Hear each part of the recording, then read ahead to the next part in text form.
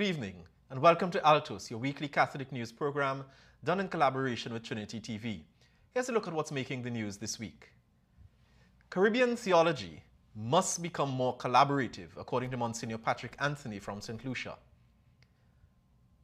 It's celebration time again at Holy Faith Convent Pinal, as one of their own recently captured the 2024 San Fernando Junior Calypso Monarch title. Sunday of the Word of God was celebrated by the Church last week, and we have a report from Rome.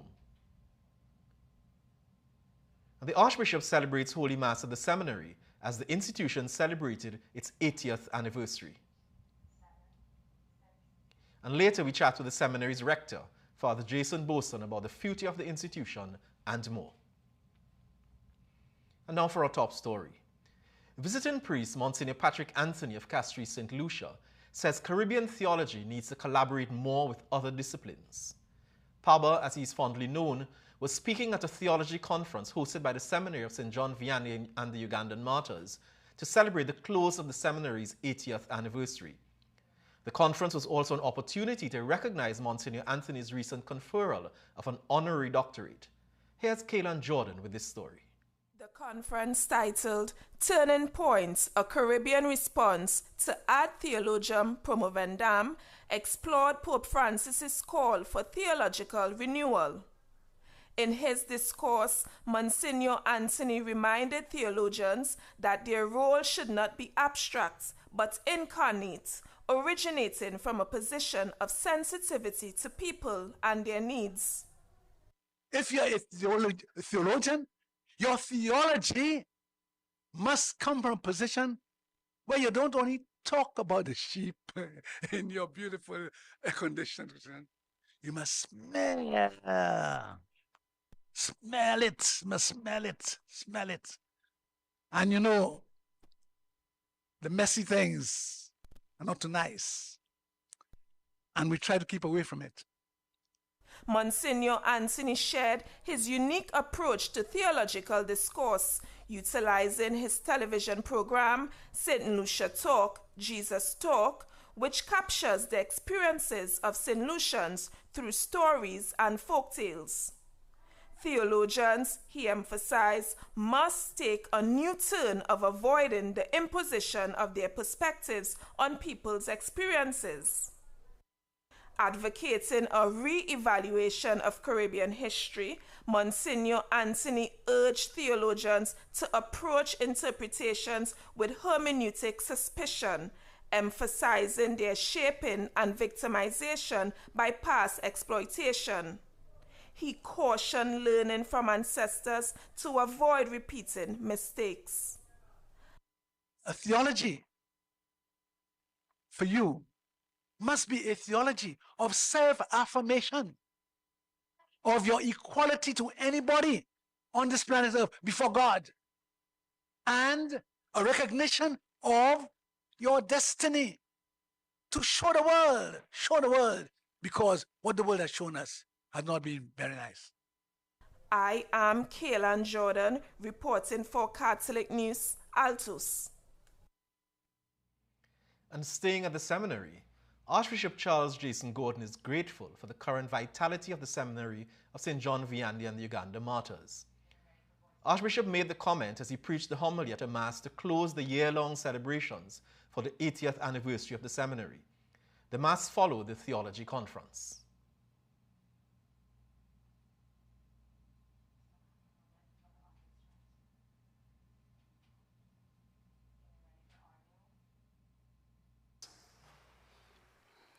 Archbishop Panton used to say that the seminary is the heart of the local church. And I suppose you can say, as you look at the seminary, you also see the health of the local church, or at least the health of its heart.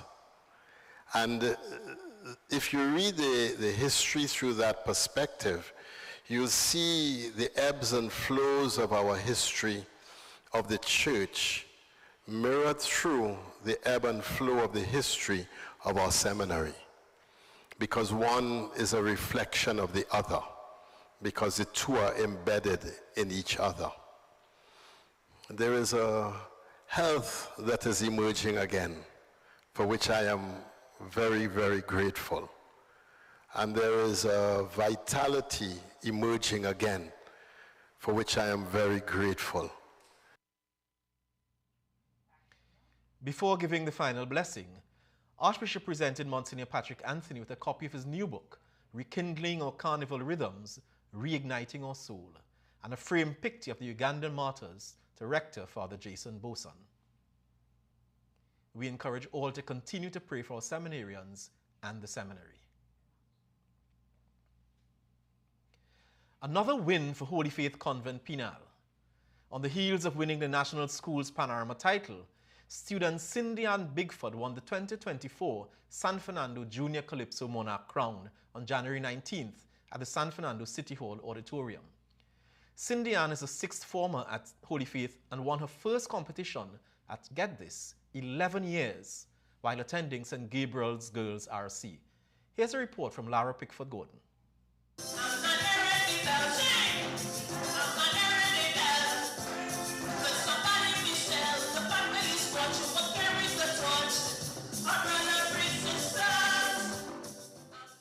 "18-year-old Cindy Ann has a hand in composing the songs she sings, along with a team of writers. Her winning song, a tribute to the late Lutalo Masimba, aims to keep his contribution to the Rapso art form alive.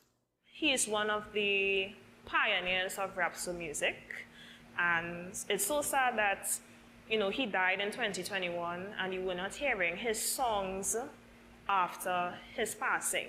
So I want the youths, people like my age, to know about his music, his style, his rhythm, the way that he carries out a message for youths in Trinidad and Tobago. Bigford has been singing nation-building, social commentary, and tribute songs since she began competing and does not have a preferred category of calypso. She's taking her time before stepping into the seniors competition.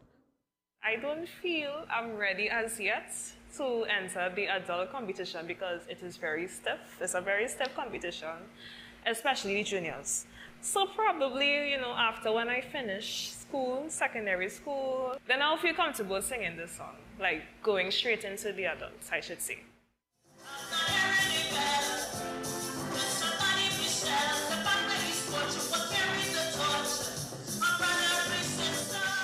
I am Lara Pickford-Gordon for Catholic News, Altos. And here's another Trinidadian who's making it big. Local Dominican priest Father Carlisle Fortune is the new rector of the historic Basilica of Santa Sabina in Rome, Italy.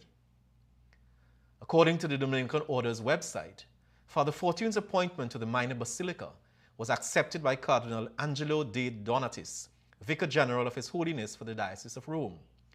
His name was put forward by the Dominicans' current leader, Father Gerard Francisco Timonero III. Santa Sabina is important to the Dominican Order as it serves as their mother church.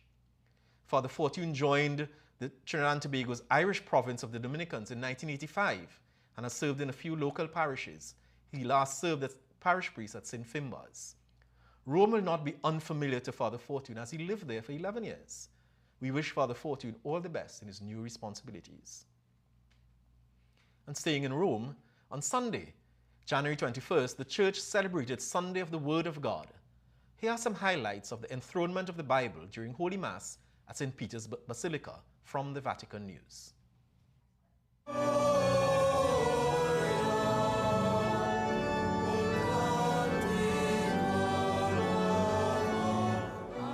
Nel nome del Padre, del Figlio e dello Spirito Santo. Amen. La pace sia con voi. E con il tuo spirito.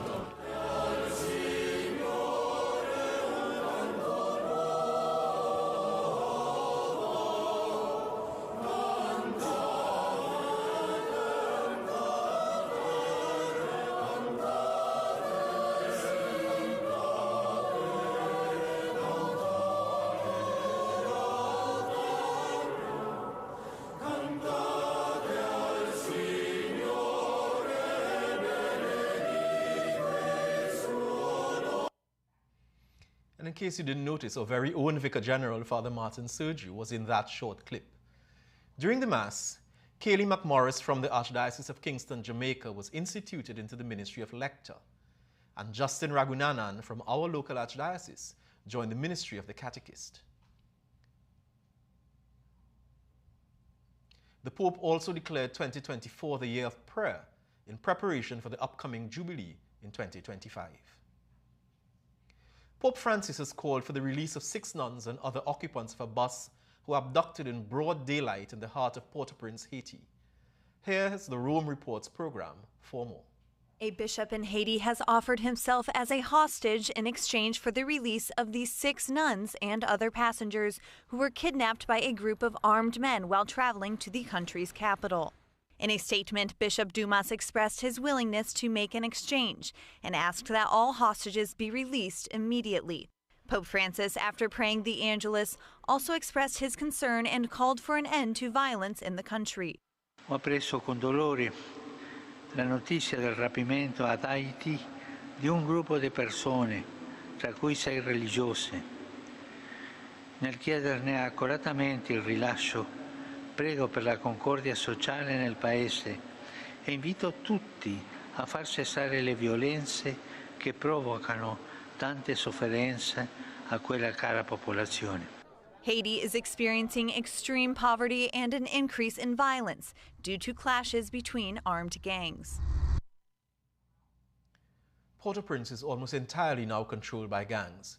And in news coming to hand earlier today, Haitian Archbishop Max Leroy Messidor confirmed the release of the 6 nuns and the others who were kidnapped. Archbishop Messidor noted that while the traumatizing event tested their faith remained unbreakable. Is your Christmas creche still up? The Archdiocese of Port-au-Spain continues to encourage communities, families and churches to extend the joy of the Christmas season by keeping the creche scene up until Friday, February 2nd, the feast of the Presentation of our Lord.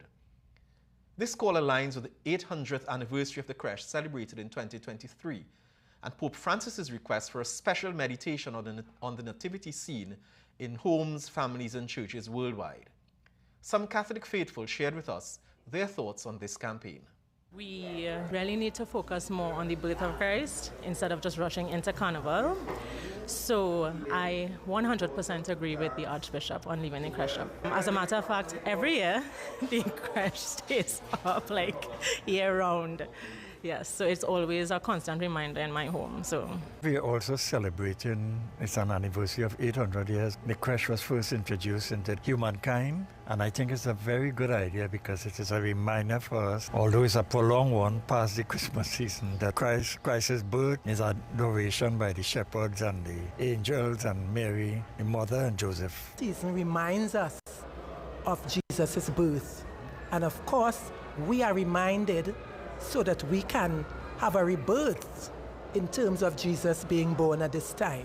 And as a matter of fact, I continue in my home to have a creche so that I'm always reminded that Jesus Christ came as a vulnerable baby. I was kind of glad that I didn't have to pack it away right away, a lot of work, but nonetheless, I think what it did for me, and I'm sure for many others, to delve a little deeper into the history of the creche. For me, every time I pass that creche, because it's in a very prominent place in the home, that you will see it every time you pass by. Just the humility and the simplicity of the creche, because what I did, I have a lot of dry hay and so on. I kind of created that ambiance within the creche. I don't put up the creche before Christmas Eve. And at Christmas, on Christmas Eve night, both of us, we bring Jesus to the creche, and then we make our little prayer and we leave it there because it continually reminds us in the home about the family life. We always have, in fact, more than one creche at home. And to be honest, we tend to leave it up for several months beyond February.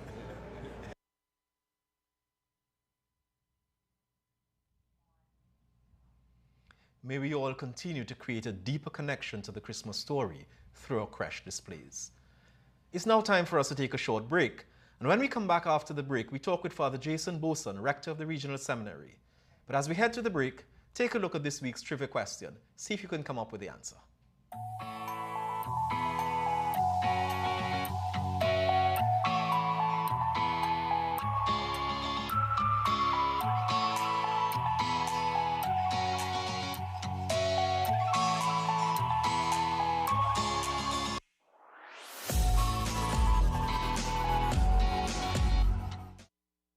welcome back after the break. We hope you were able to get this week's trivia questions answer. Recently, the Regional Seminary celebrated its 80th anniversary. Today, we welcome and said Father Jason Boson, rector of the seminary, as we reflect on this historic journey. Father Jason, welcome to the set of Altos. It's Thank good to you have very much. Father, you've been entrusted with the task of forming the region's priests, joining a long line of holy men. How do you feel about that? I feel very humbled, filled with a bit of fear and trepidation. Father, the seminary, I think, can feel justifiably proud about its 80 years. I think in nearly every archdiocese in the region, we now have a bishop or an archbishop who, in fact, studied at the regional seminary. What does that mean for a Caribbean church? Indeed, that is very significant because it means that our leader, the leadership of the Caribbean church, would have experienced their formation in the context of the Caribbean, which is fundamental for their understanding of the church in the region, as well as their vision for the church in the future. So I think it's very important that we have arrived at this place. At the theological conference recently, Pablo would have made mention of the need for Caribbean theologians to not just look at the sheep in the air-conditioned office, but to smell like the sheep. How are we going about forming Caribbean men and women at the regional seminary? So it's important because the process of formation is one in which we are now inserting the men in the context of the communities. So apart from the fact that they are being formed and shaped by the lecturers who in fact are Caribbean and who are in fact taking the material from the Caribbean, we try to make it more pastoral in its outlook and more contextual by inserting them and having them reflect on the Caribbean experience. There was a time when, in the not too distant past, when we had to close the seminary, and those who were there were sent off to Santo Domingo, I think it was. A painful period for us. How are we dealing with that? How are we dealing with the shortage of priests in the Archdiocese through the regional seminary? Well, the seminary continues to work in collaboration with the Generation X promotion of vocations. And the seminary continues to try to be more present for the region, highlighting the need for priests in the different contexts of different parishes. But certainly the seminary as an institution of formation cannot, and you will tell me whether it can survive only by that, or whether the seminary as a legitimate partner of the University of the West Indies is able to attract more and more lay people into the seminary fold. So at the heart of the seminary formation, in fact, the mission of the seminary is twofold: formation of priests as well as formation of laity. Archbishop Jason have given a mandate for the seminary to pivot towards the formation of the laity. And this is in keeping with the synodal vision of the church to empower the entire laity, 100% of the laity, to educate, form, so that they may in fact also become missionary disciples. So the seminary has now gone in the way of putting a lot of its courses, all of its courses are now online and available for persons to come to the seminary. You don't have to face the traffic. You can stay in the comfort of your homes, and you can now come. You can now do courses in different areas: human sexuality, ecumenism, pastoral care and counseling, theology, Bible, and you can educate yourself in terms of the teachings of the church and pastoral care. And just as persons can matriculate to the University of the West Indies, persons can do the same via the regional seminary. Yes, so the seminary is a school of the University of the West Indies. And so once someone does a degree at the seminary, that degree, in fact, is recognized by the University of the West Indies. Okay, great. Tell us about a day in the life of a seminarian, for instance. What does that look like? Okay, a day in the life of a seminarian would begin with morning prayer at 6, followed by Mass, breakfast, and then from 8 to 12, usually we have classes. what we call academic formation. We come back at 12:15 for midday prayer. Then some guys have classes after. Then they have what you call, we have some agriculture that they do, right? We still grow lettuce or then rabbits. So they feed themselves. Yes. And then in the evening, we have evening prayer at 6. And then in the evening, guys would then use that period for study purposes as well. There may be there may be other things that we may have in between, human formation classes and rectors conferences and so on, would intersperse between those times. So it's a packed day, really, for the seminarians. It is. Good. Father, is there, given the Caribbean context and given the synodal journey that the church is taking now, is there a particular model of priest that the church is looking for, that the church is saying, this is what we want for our priests in the region, in Trinidad and Tobago now? The priest of today must be a pastor.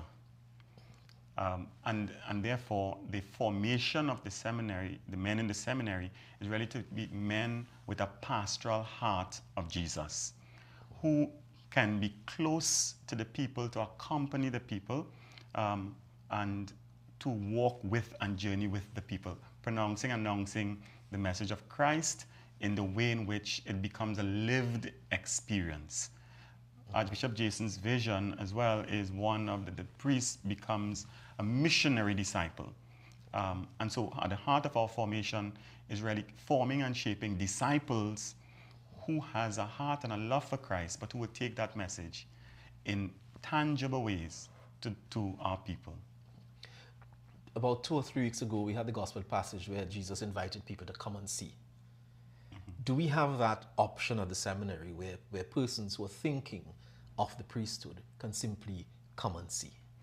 You're always welcome to the seminary, even if you don't want to become a priest. But the option is available, that you can come and see, talk to. We open to talking to anybody. Person can come and experience the life that we live at the seminary, and see if this is something that tugs at your heart, at your soul, and then that can be explored further.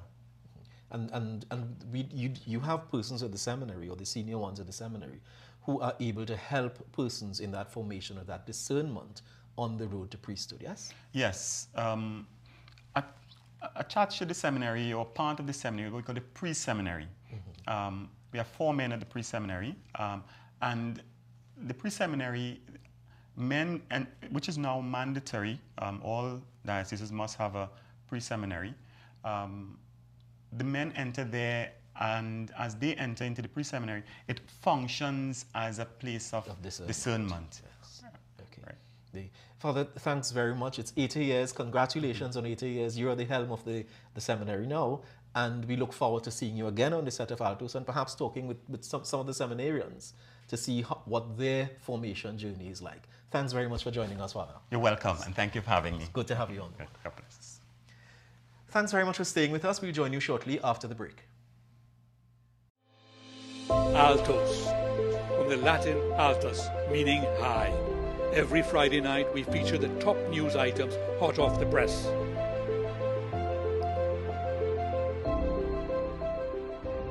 We are taking a leap of faith on Trinity TV. Jump in with us for this new and exciting experience. We only have one clergy anniversary in this coming week. Father Matthew Ragbeer will celebrate his 8th anniversary of priestly ordination on Tuesday, January 30th. We wish him continued blessings in his priestly ministry. Unlocking Your True Potential was the theme of the St. Dominic's RC MOVA Annual Achievement Day at Queen's Hall on January 17th.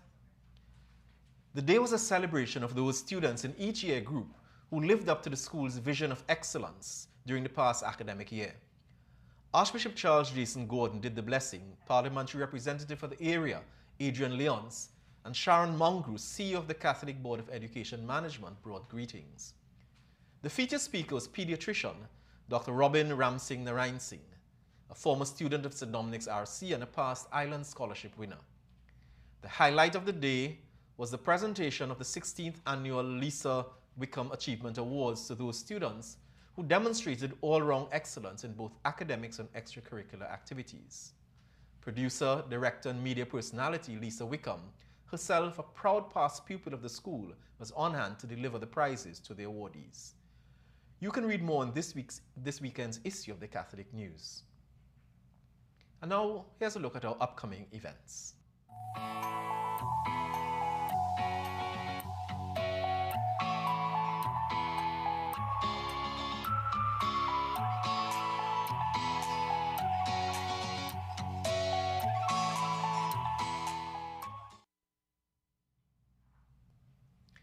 And here's a look at what's in our Catholic news this week with Associate Editor Simon Delochan.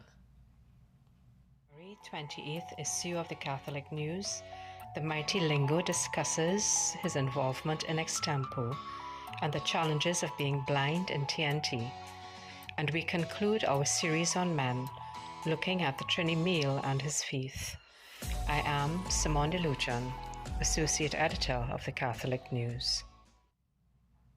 And please remember, pick up a copy of the Catholic News for yourself and for your neighbor as well. This brings us to the end of this week's program, and thank you for tuning in to Altos. Earlier in the program, we featured Cindy Ann Bigford. But did you know she also sings Gospelypso? Cindy Ann actually placed first in the junior category of the Catholic Charismatic Renewal Gospelypso Final in November 2023.